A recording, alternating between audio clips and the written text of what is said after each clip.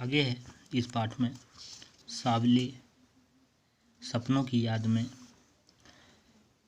उन जैसा वर्ड वाचार शायद ही कोई हुआ हो, लेकिन एकांत क्षणों में सलीम अली बिना दूरबीन भी देखे गए हैं। दूर क्षैतिज तक फैली जमीन और झुके आसमान को छूने वाली उनकी नज़रों में कुछ कुछ वैसा ही जादू था जो प्रकृति को अपने घेरे में बांध लेते हैं। अब यहाँ बताया जाता है कि जो सलीम अली हैं, ठीक है, वो भले ही एकांत में, जब भी वो एकांत में रहते थे तो बिना दूरबीन के भी क्षैतिज को, आकाश को देखते, ठीक है, आसमान, झुके आसमान को छूने वाली नज़रों से देखते। कुछ कुछ वैसा भी जादू था जो प्रकृति को अपने घेरे में बांध लेता है। सलीम अली उन लोगों में थे जो प्रकृति के प्रभाव में आने की बजाय प्रकृति को अपने प्रभाव में लाने के कायल होते हैं। ठीक है, सलीम अली यहाँ जो बताया जा रहा है कि ये एक ऐसे विशेषज्ञ थे, ठीक है, जो प्रकृति के प्रभाव में आने के बजाय ये प्रकृति को अपने प्रभाव में लाने के कायल होते हैं। उनके लिए प्रकृति में हर तरफ एक हंसती खेलती रहस्य भरी दुनिया पसरी थी। ठीक है, वो कहते हैं कि जो सलीम अली है उनके लिए प्रकृति में हर तरफ एक हंसती खेलती रहस्य भरी दुनिया वो देखते थे।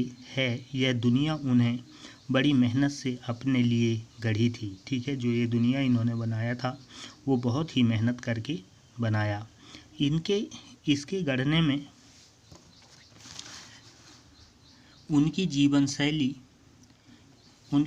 शैली तहमीना से काफ़ी मदद पहुंचाई थी। उसके जीवन साथी तहमीना ने काफ़ी मदद पहुंचाई थी। तहमीना स्कूल के दिनों में उनकी सहपाठी रही थी। ठीक है, आगे यहाँ बताया जाता है कि जो इस तरह के कार्य इन्हें शुरू किया और इनके जो साथी थे तहमीना, ठीक है, स्कूल के समय इनके सहपाठी थे और इस कार्य में उन्हें बहुत मदद किया। अपने लंबे रोमांचकारी जीवन में ढेर सारे अनुभवों के मालिक सलीम अली एक दिन केरल की साइलेंट वैली को रेगिस्तानी हवा के झोंकों से बचाने का अनुरोध लेकर चौधरी चरण सिंह से मिले थे। ठीक है, आगे यहाँ बताया जा रहा है कि इसमें एक अपने लंबे रोमांचकारी जीवन में बहुत सारे अनुभवों के साथ जो मालिक हैं सलीम अली, एक दिन केरल की साइलेंट वैली जो है वहाँ पर रेगिस्तान की जो हवा है उसको बचाने के लिए वहाँ पर चौधरी चरण सिंह से मिले थे। वे प्रधानमंत्री थे उस समय। चौधरी चरण सिंह जो थे वो प्रधानमंत्री थे। चौधरी साहब गांव की मिट्टी पर पड़ने वाली पानी की पहली बूंद का असर जानने वाले नेता थे। जो चौधरी चरण सिंह जी थे वो बहुत ही अनुभवी नेता थे।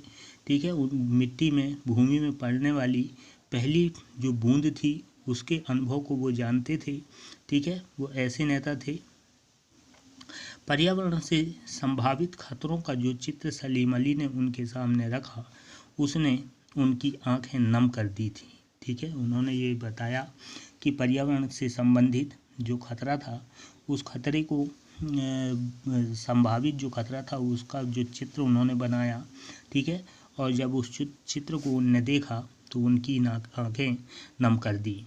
आज सलीम अली नहीं हैं। ठीक है, सलीम अली जो हैं उनकी मृत्यु हो गई, वो नहीं हैं। चौधरी साहब भी नहीं हैं।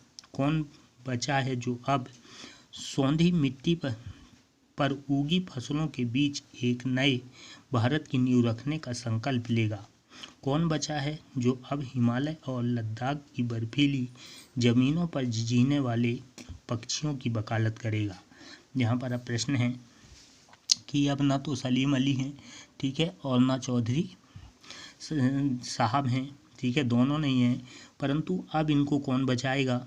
ठीक है, सौंधी मिट्टी पर उगी फसलों के बीच एक नए भारत का निर्माण करने का संकल्प कौन लेगा? कौन बचा है जो हिमालय की और लद्दाख की बर्फीली ज़मीनों पर जीने वाले पक्षियों को वकालत करेगा, पक्षियों को सुरक्षित रखेगा। सलीम अली अपनी आत्मकथा का नाम रखा था फॉल ऑफ अ स्पैरो। ठीक है, इनने जो एक आत्मकथा लिखी उस आत्मकथा का नाम है फॉल ऑफ अ स्पैरो।